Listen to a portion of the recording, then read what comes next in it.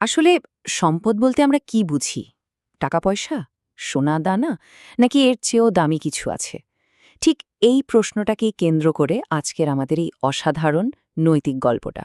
চলুন শোনা যাক এক অপাবিষ্ট বাবা আর তার বিপজ্জনক যাত্রার কথা, যার মধ্যে দিয়ে সে খুঁজে পাবে আসল সম্পদ।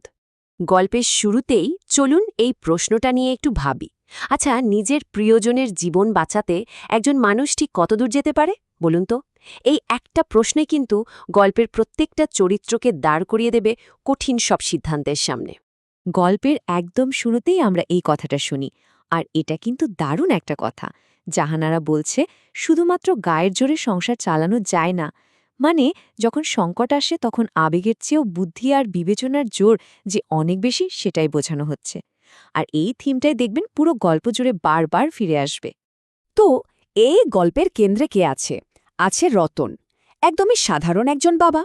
কিন্তু পরিস্থিতি তাকে এমন এক বিপজ্জনক বাজি ধরতে বাধ্য করে যা তার জীবনকে একদম চিরদিনের জন্য বদলে দেবে।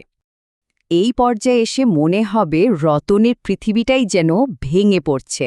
একবার ভাবুন, একদিকে ছোট্ট মেয়েটা অসুস্থতায় কাতরাচ্ছে, ঠান্ডায় তার ঠোঁট নীল হয়ে গেছে, আর অন্যদিকে চিকিৎসার জন্য পকেটে একটা টাকাও নেই। অবস্থা এতটাই খারাপ যে শুকনো কাঠ বিক্রি করে সংসার চালাতো, ঘন কুয়াশার জন্য সেটাও জোগাড় করা যাচ্ছে না। এরকম একটা পরিস্থিতিতে একজন বাবা আর কীই বা করতে পারে?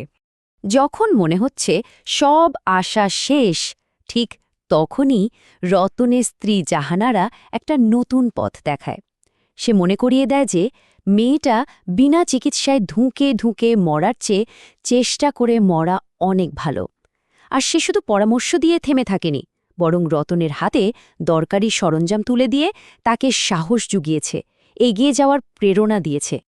এরপর গভীর জঙ্গলের কুয়াশার মধ্যে রতনের ভাগ্য একটা নতুন মোড় নেয়।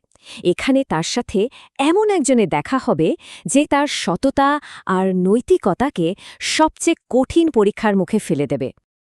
আর সেই কুয়াশা ভেদ করে যে বেরিয়ে আসে, তার নাম সিকান্দার চৌধুরী। লোকটা ধনী, বেশ অহংকারী, আর নীল পাহাড়ের গুপ্তধনের লোভে এই গহীন জঙ্গলে এসে সে পথ হারিয়েছে। সিকান্দারের চরিত্রটা বুঝতে তার নিজের একটা কথাই যথেষ্ট। সে বলছে, আমি অভিশাপে বিশ্বাস করি না, আমি বিশ্বাস করি টাকায়। মানে বোঝাই যাচ্ছে তার কাছে বিশ্বাস, অভিশাপ বা নৈতিকতার কোনো দাম নেই। তার জীবনের একমাত্র চালিকা শক্তি হল টাকা। আর এখান থেকেই শুরু হয় দুজনের এক অদ্ভুত জোট। একদিকে রতন, যার লক্ষ্য মেয়ের জীবন বাঁচানোর জন্য সংগ্রাম করা, আর অন্যদিকে সিকান্দার, যার লক্ষ্য একটাই, নির্ভেজাল লোভ, যে কোনো মূল্যে গুপ্তধন তাকে পেতেই হবে। তাদের এই জঙ্গলের পথটা কিন্তু শুধু কাটা ঝোপ আর বন্য পশুতে ভরা ছিল না, এটা ছিল এক নৈতিক পরীক্ষা ক্ষেত্র। আর তাদের প্রতিটা পদক্ষেপে তাদের আসল চরিত্রটা একটু একটু করে সামনে আসছিল। গহীন জঙ্গলে চলতে চলতে তাদের দেখা হয় এক রহস্যময় বৃদ্ধের সাথে। তার সাবধানবাণীটা ছিল অনেকটা অশুভ ভবিষ্যদ্বাণীর মতো। তিনি যা বলেছিলেন তা যেন গল্পের পরের ঘটনাগুলোর একটা স্পষ্ট ইঙ্গিত দিয়ে যাচ্ছিল। তাদের প্রথম বড় পরীক্ষাটা আসে একটা বরফ জমা নদীর সামনে।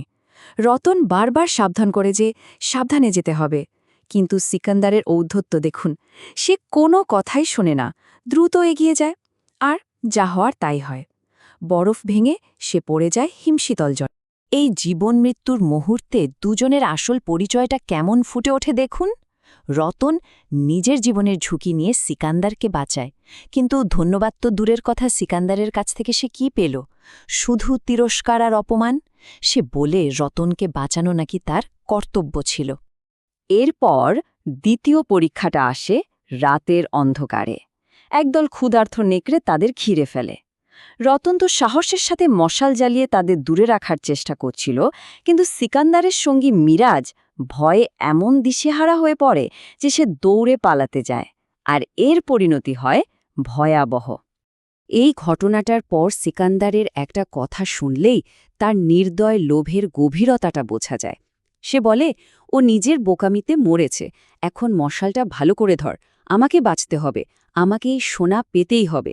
ভাবুন একবার, একজন সঙ্গীর মর্মান্তিক মৃত্যুর পরেও তার একমাত্র চিন্তা ছিল সেই মৃতদেহের পকেটে থাকা মানচিত্রটা। লোভ তার মনুষ্যত্বকে পুরোপুরি গ্রাস করে ফেলেছিল। অনেক বাধা বিপত্তি পেরিয়ে অবশেষে তারা তাদের লক্ষ্যে পৌঁছয়, নীল পাহাড়ের সেই কিংবদন্তির গুপ্তধন। কিন্তু তারা তখনও জানত না যে আসল পরীক্ষাটা তো এখানেই তাদের জন্য অপেক্ষা করছে। গুহার ভেতরে তারা যা দেখল তা ছিল একেবারে কল্পনারও বাইরে। চোখ ধাঁধানো সোনা, হীরা আর প্রাচীন মুদ্রার এক বিশাল ভাণ্ডার। মনে হচ্ছিল যেন এক সোনার পাহাড় তাদের সামনে অপেক্ষা করছে। কিন্তু প্রশ্ন হল, এই সব কিছুর আসল মূল্য কি? এত বিপুল পরিমাণ সম্পদ, এর জন্য কি দাম চুকাতে হবে? এই প্রশ্নটাই যেন গুহার হিমশীতল বাতাসে ঘুরপাক খাচ্ছিল। আর ঠিক এই সময়ে সিকান্দারের আসল রূপটা বেরিয়ে আসে, যখন রতন তার মেয়ের জীবনের জন্য, তার চিকিৎসার জন্য প্রতিশ্রুত পারিশ্রমিকটা চায়, তখন লোভ সিকান্দারকে পুরোপুরি অন্ধ করে দেয়। সে তার কথা রাখে না, সামান্য কিছু মুদ্রা রতনের দিকে ছুড়ে দিয়ে তাকে অপমান করে। শেষ পর্যন্ত কি হল? লোভে পাপ, পাপে মৃত্যু, এই কথাটা যেন সত্যি হয়ে গেল। সিকান্দারের নিজের লোভই তার মৃত্যুর কারণ হয়ে দাঁড়ায়। একটা ভারী সোনার কলস সরাতে গিয়ে সে ভয়াবহ এক ধস নামিয়ে আনে, আর সেই রহস্যময় বৃদ্ধের ভবিষ্যৎবাণী সত্যি করে সোনার পাহাড়েই তার জীবন্ত সমাধি হয়। গল্পের শেষে আমরা আবার ফিরে আসি রতনের কাছে। এই ভয়ঙ্কর যাত্রা শেষে সে খালি হাতে ফেরেনি, বরং সাথে করে নিয়ে এসেছে জীবনের সবচেয়ে বড় শিক্ষাটা, সম্পদের আসল অর্থ কী। দুজনের ভাগ্যের এই পার্থক্যটাই কিন্তু গল্পের মূল কথা। একদিকে সিকান্দারের সম্পদ ছিল এক মুঠো সোনা, যা সে মৃত্যু পর্যন্ত আঁকড়ে ধরেছিল, কিন্তু তার কোনো কাজেই আসেনি। আর অন্যদিকে রতনের আসল সম্পদ ছিল তার পরিবার, আর সেই পরিবারকে বাঁচানোর জন্য যথেষ্ট অর্থ। রতন যখন নিরাপদে তার পরিবারের কাছে ফিরে আসে, তখন তার স্ত্রী জাহানারার কথাগুলোই যেন পুরো গল্পের সারমর্ম হয়ে ওঠে। অন্যের হকের ধনে শান্তি নেই, আর অতিরিক্ত লোভ তো ধ্বংসই ডেকে আনে। এই বিশ্লেষণটা শেষ করা যাক একটা গভীর প্রশ্ন দিয়ে। এই গল্পটা শোনার পর একটু ভাবার বিষয় হল, আমাদের নিজেদের জীবনে সেই নীল পাহাড় কোনটা? কোন জিনিসটা প্রতিনিয়ত আমাদের লোভ আর নৈতিকতার পরীক্ষা নিচ্ছে?